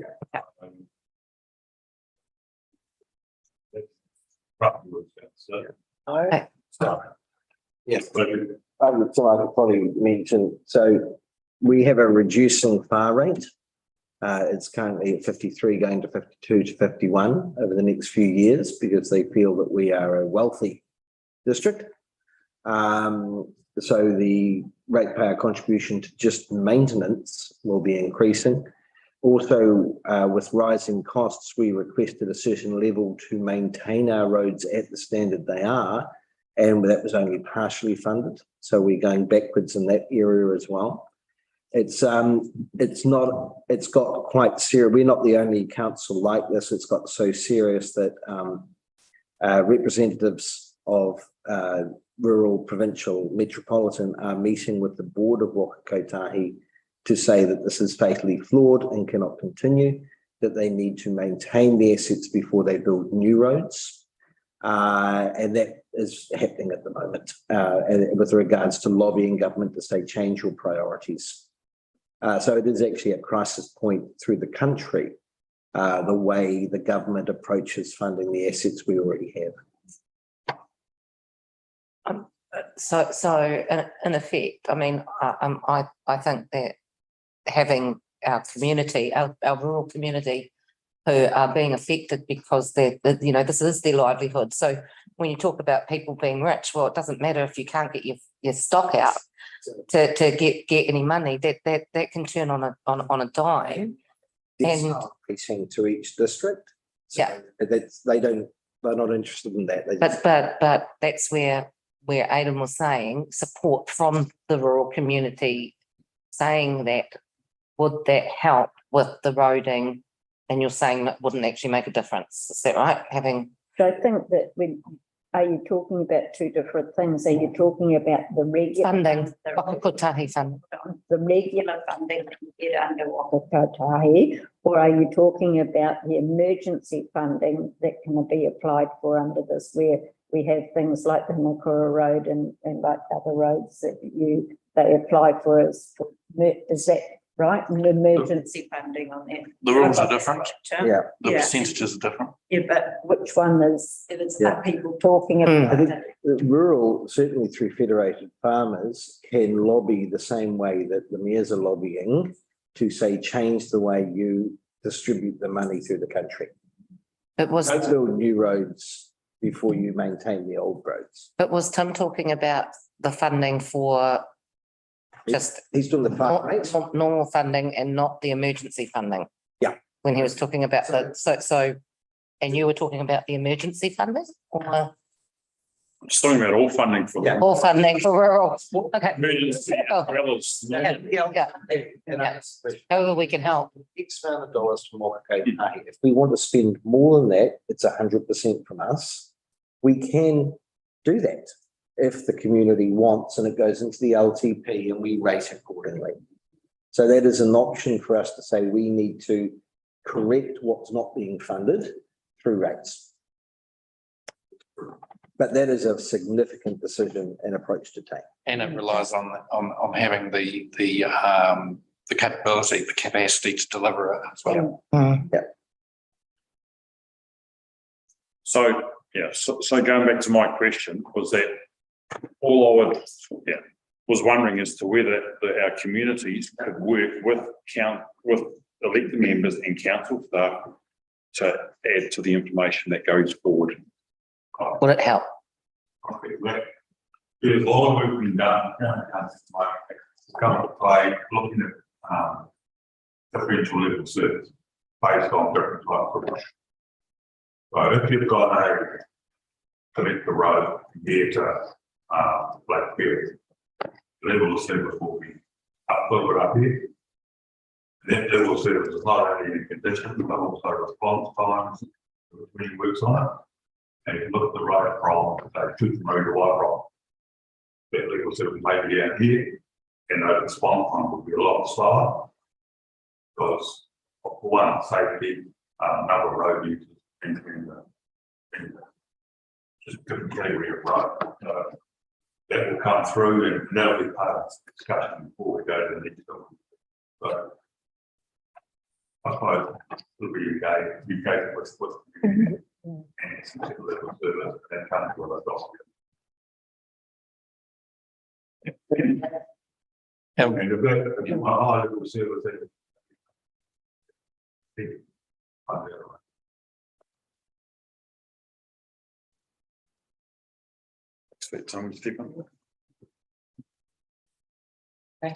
I just said, does anyone else have any roading questions first? I just really want to cover off roads before we move on.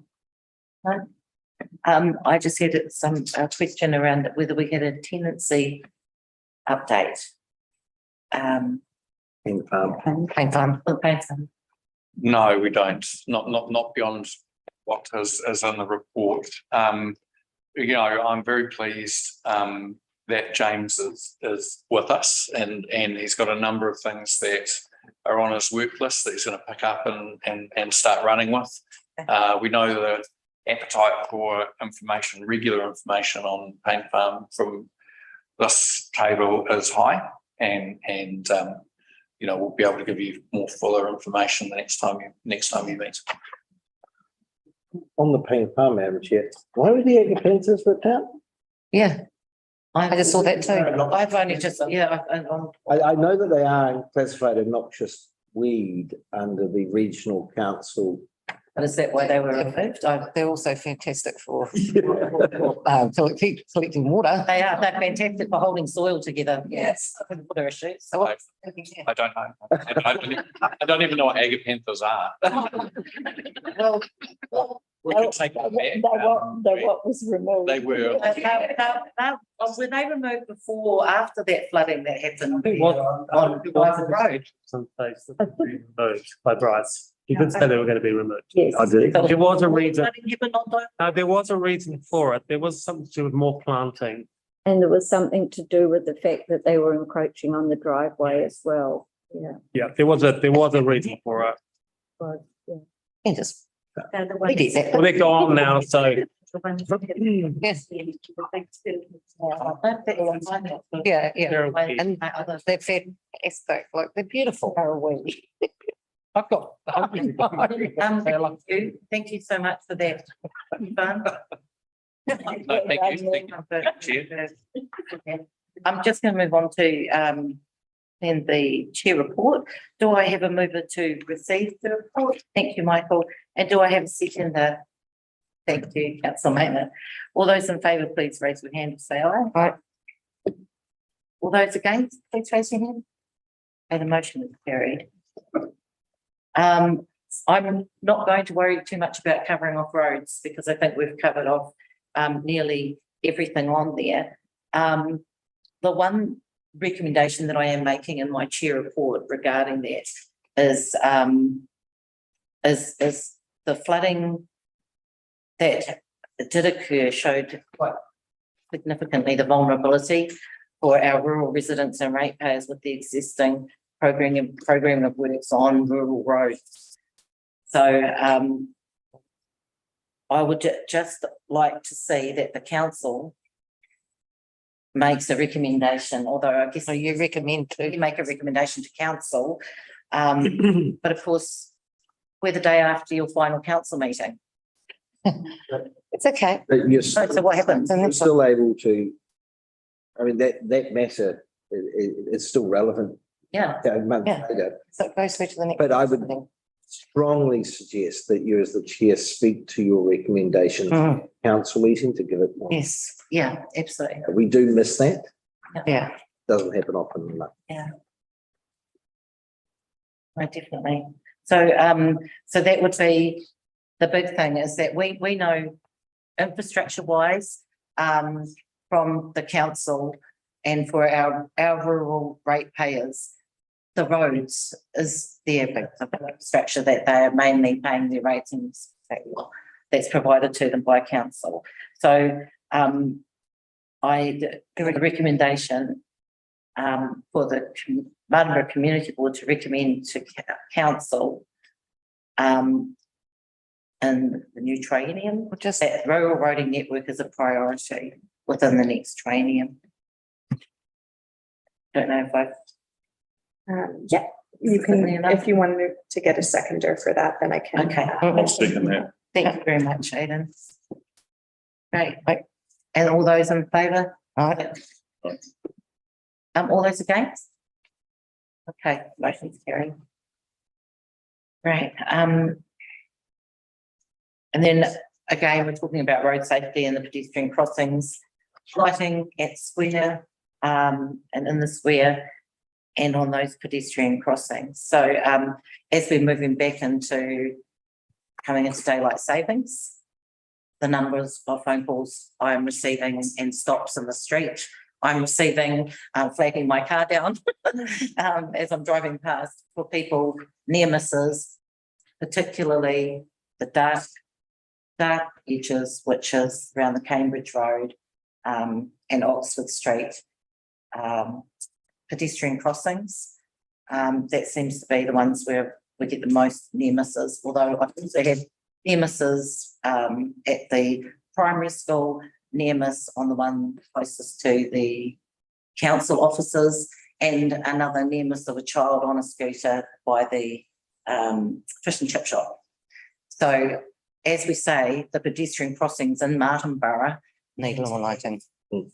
more lighting or something. On that, man, perhaps to here, because I know that we've heard previously that is programmed work in the operational. Yeah. And so perhaps we need an update on where that is. Okay. Sorry, at your left field, sorry, Tim, but. No, some time ago, there was a report went up to Essex and Service regarding pedestrian crossings and in compliance. And like anything, if you're going to upgrade them, no such thing as a free lunch. So, and you're right. Some time ago, I don't know when it was, but the rule changed from not needing lights, but the lights.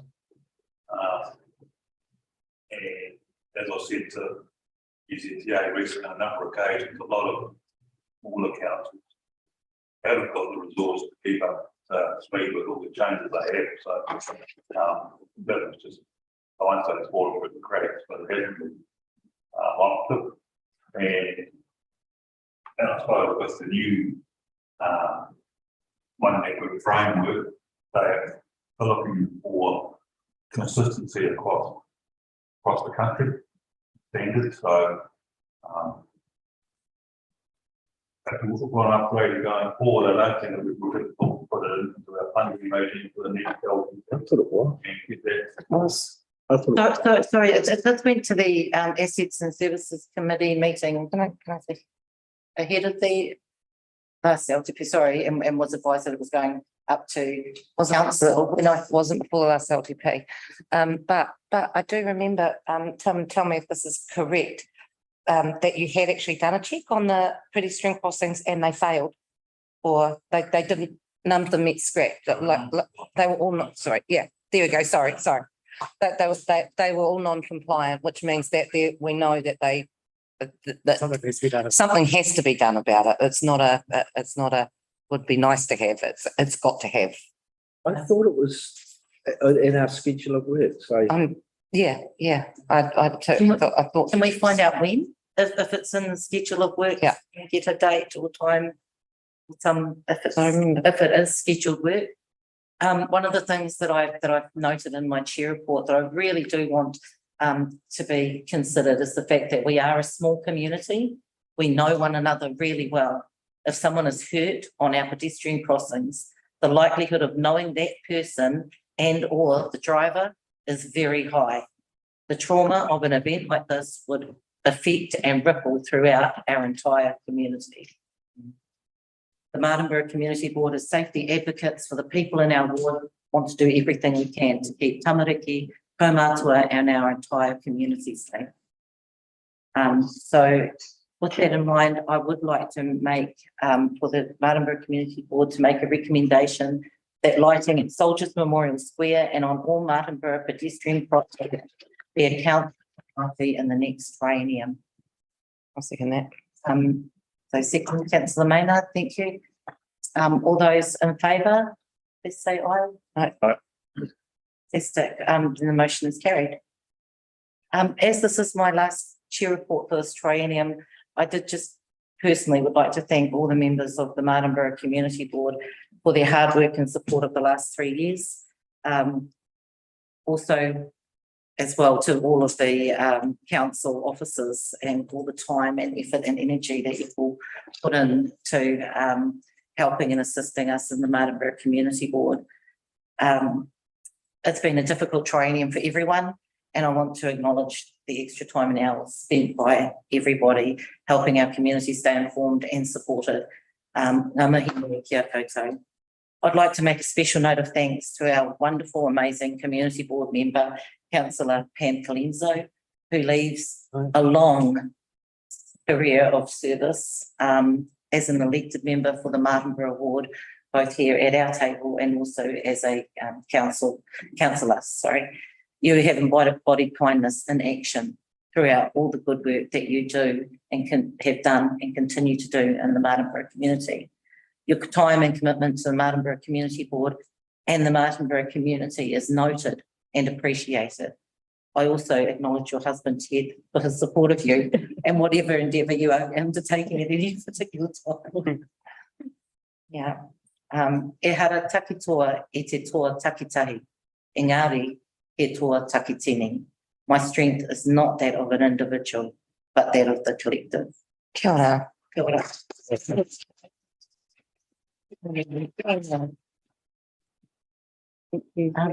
Mel. You're amazing, Pam. Thanks.